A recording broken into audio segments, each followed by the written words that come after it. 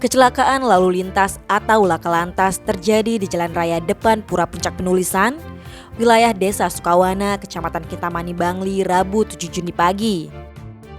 Sebuah truk muatan sekam menimpa mobil Avanza yang tengah parkir di sisi jalan. Informasi yang dirangkum Bali Express Jawa Post Group, laka lantas terjadi sekitar pukul 11. Kejadian bermula saat truk yang dikemudikan Prio Hadianto 43 tahun asal Bondowoso, Jawa Timur datang dari arah utara menuju selatan. Tiba di lokasi dengan jalan yang sedikit menurun, Hadianto tak bisa mengendalikan laju truknya sehingga oleng ke kanan lalu terbalik ke kanan jalan. Mirisnya, muatan truk tersebut menimpa mobil Avanza yang sedang parkir.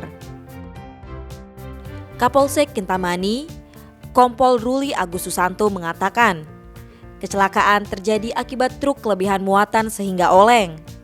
Tidak ada korban jiwa dalam kejadian ini, namun mobil Avanza mengalami kerusakan. Bagian kanan mobil milik Eketut Sudarta, 61 tahun, tampak penyok. Kasus ini telah diselesaikan secara kekeluargaan oleh kedua belah pihak. Tim Bali Express melaporkan.